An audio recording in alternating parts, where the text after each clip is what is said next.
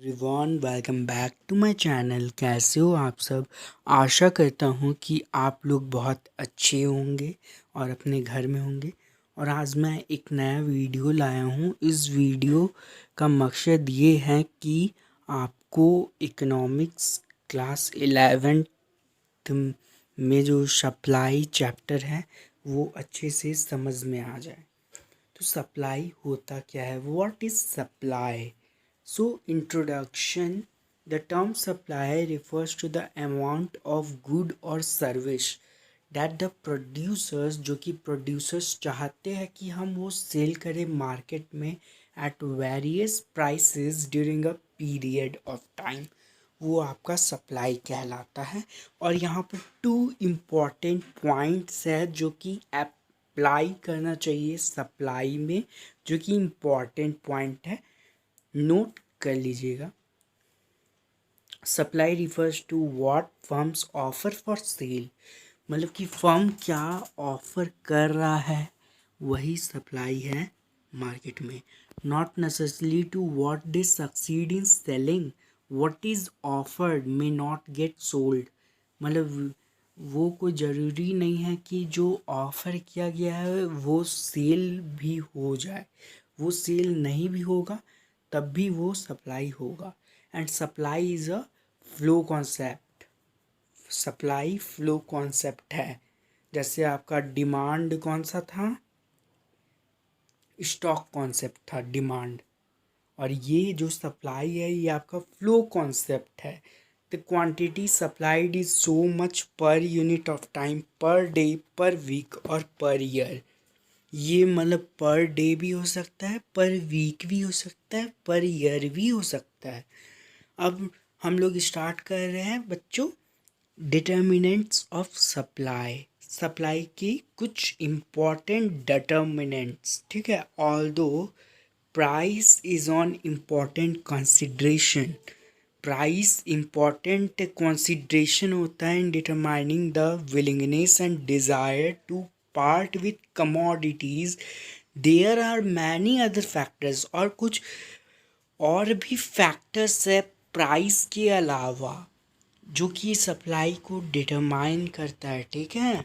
तो देखिए क्या क्या है। Price of the good, prices of related commodities, price of factor of production and state of technology.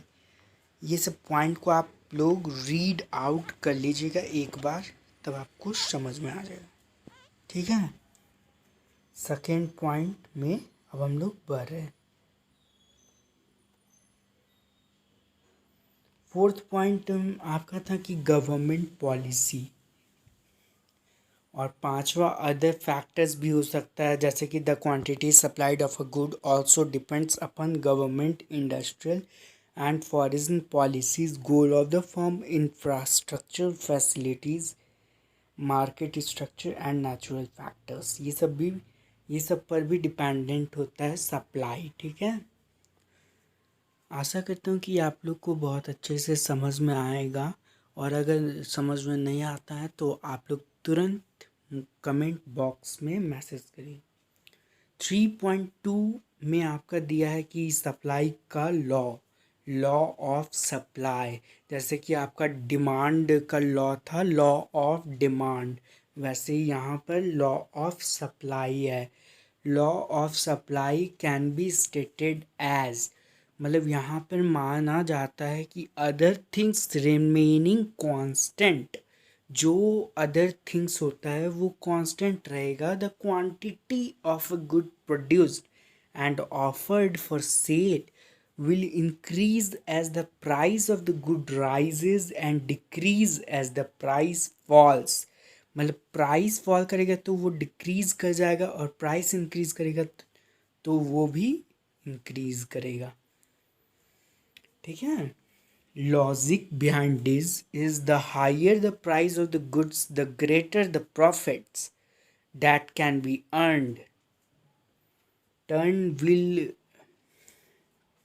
provide greater incentives to produce more goods and offer it for sale, ठीक है। Assumptions हम लोग यहाँ पर लिया गया है assumptions to the law of demand जैसे था, वैसे ही assumptions to the law of supply भी है।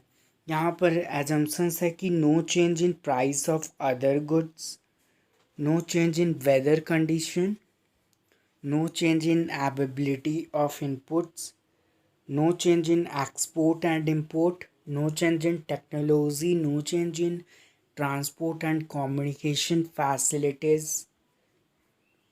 no change in number of sellers, sellers का नंबर में कोई चेंज नहीं आएगा। यहाँ पर एक्सेप्शंस ये रहता है कि सप्लाई ऑफ लेबर वर्क या काम, जिसको हिंदी में कहते हैं काम, सप्लाई ऑफ लेबर वर्क या काम। perishable goods, handicraft goods, need for cash, cost of storing का कॉस्ट लग जाता है ना।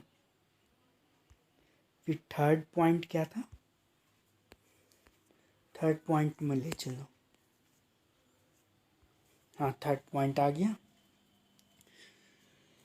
Shift in supply curve, increase और डिक्रीज इन सप्लाई, ये क्या कहता है?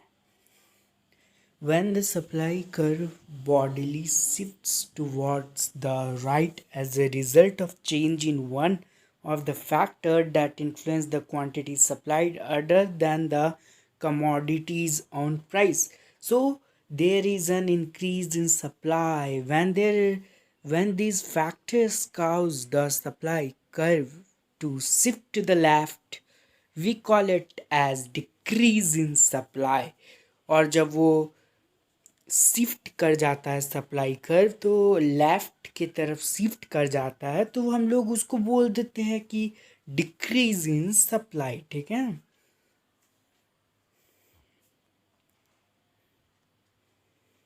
Movement on the supply curve, increase और decrease in the quantity supplied.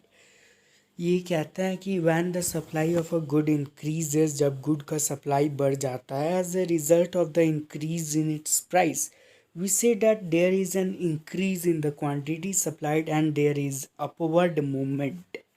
कैसा मूवमेंट है? अपवार्ड मूवमेंट है on the supply curve। the reverse is the case when there is a fall in the price of the good। ठीक है, पांचवा point, ये तो आपका फर्स्ट पॉइंट था ना।